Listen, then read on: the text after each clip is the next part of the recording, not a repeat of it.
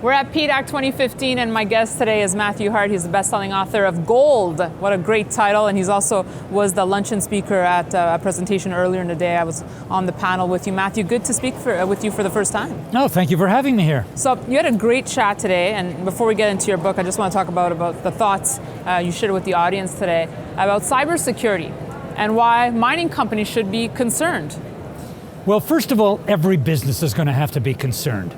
It was just last Friday, 3 days ago from right now, the James Clapper, the Director of National Security in the United States, identified cybercrime as the #1 threat to the security and prosperity of the United States. The #1 threat. People in other countries are attacking our businesses. And as it turns out, mining companies are particularly vulnerable to this.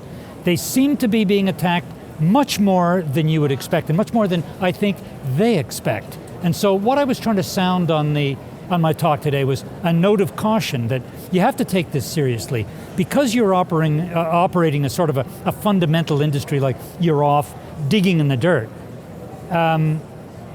it doesn't mean that you're not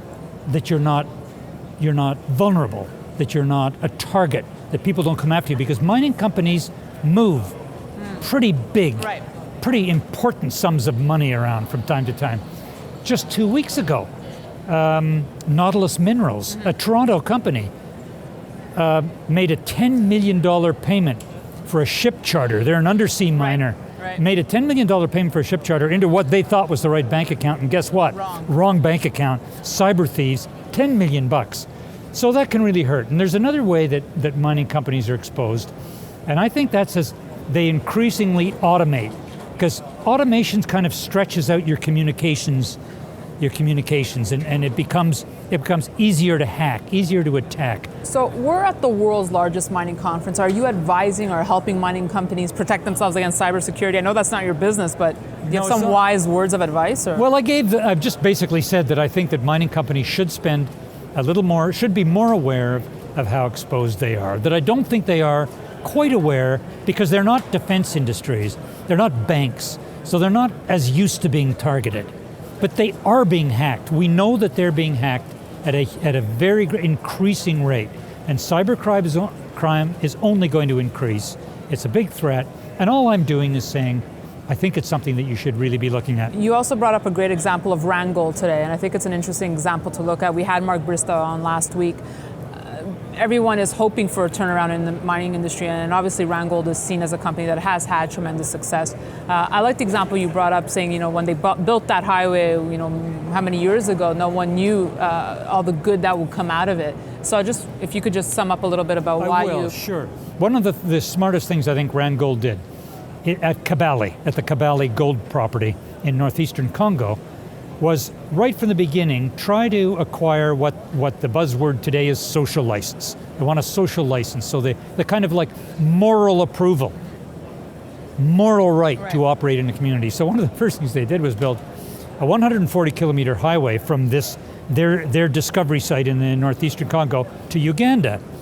Now, this converted a trip that had taken weeks on the old national highway into like a 4-hour jaunt along a well-made road. So a breeze. So immediately what happened? The price of goods collapsed because they're cheaper to bring in, cheaper and quicker to bring in, including, as Randgold, in fact it was Mark Bristow who told me this, the price of beer went down by 50%. I love when you said that, but I think it shows, I love how you said it's important to build that safe mothership, right? So I think that's what mining companies need to understand, and I think that's an important point. I think that here's what I think. Social license is not just a cost. Right. It's not just something you have to say, this is an extra damn cost we have to get through. It's going to be a benefit. It can be a benefit, and you can save yourself, because I was talking about the internet and the threat that cybercrime poses. And I came at the issue of social license from that direction. For example, companies that are involved in contentious issues, standoffs with Aboriginal communities, disagreements with local population, sometimes attract the support of hackers, hacker activists, hacktivists they're called, who can do a lot of damage to your company by breaking into your company's network and just basically committing mayhem And think of hackers groups like Anonymous. They can hack the Pentagon. If they can hack the Pentagon, they can hack a mining company. So what getting a social license does, and what Randgold did that was so smart, was you take your company out of that line of fire by, in fact, conducting yourself in a way that is going to bring approval. I think it's a very, very important example for today. Let's talk about your book now, which it's already been a bit since it's come out, but still a bestseller, A Gold. Yes. Interestingly, you don't have a background in mining. No, I'm not a miner at all, and I'm not but I got hooked. You got hooked. I wrote a book about the Hemlo gold discovery on the north shore of Lake Superior, which many of your visitors and readers viewers will know about, and and that just, what hooks you in gold? It's like characters, the thrill of it, the big kind of Wild West atmosphere of a discovery.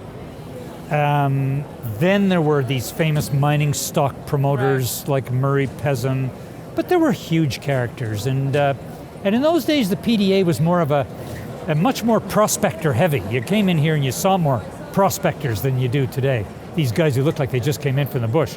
Maybe they didn't. Yeah, that was when the PDAC was not at the convention center. No, it wasn't here. Yeah. It was down at the Royal York Hotel. Right. It's changed a huge amount. Right.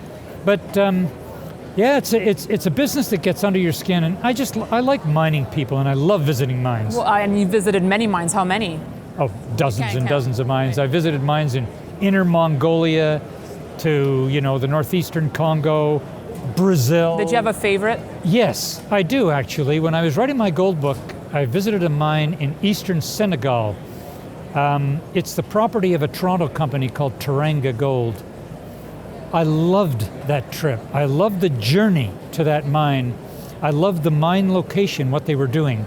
And I loved the fact that coexisting in the same area with the industrial miners, an industrial gold mine that you would recognize if you went on the property, coexisting in that whole area, inhabiting this huge bamboo forest that spreads across the whole of eastern Senegal, were artisanal miners.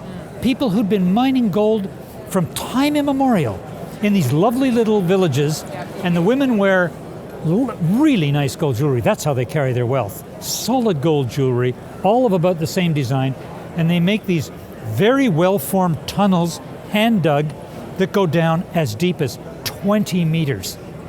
Now that's 60 feet.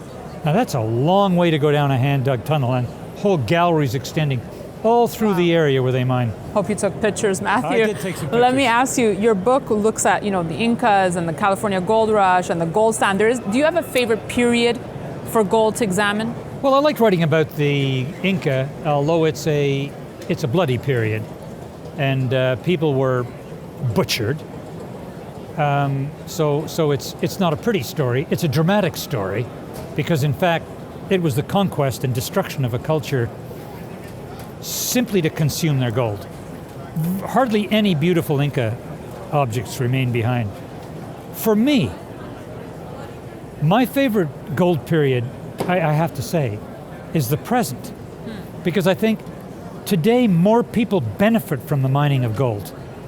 It's much broader, it's a much bigger business. It's a huge business compared to what it used to be when it was just jewelry.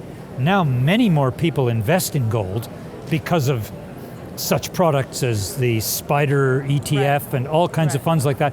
It's easy to buy gold. You can buy gold bullion by picking up the phone. And it's in our cell phones. There you go. Right. Yeah. It's everywhere. Exactly. It's in our cell phones. So I think it's an exciting time to be in the gold business. Bigger markets. I love the new technology of exploring for gold. There's always some new way they have of looking for gold. So to wrap, Matthew, you've written about diamonds. You've covered gold. What's next? Silver? Platinum, palladium? Could be.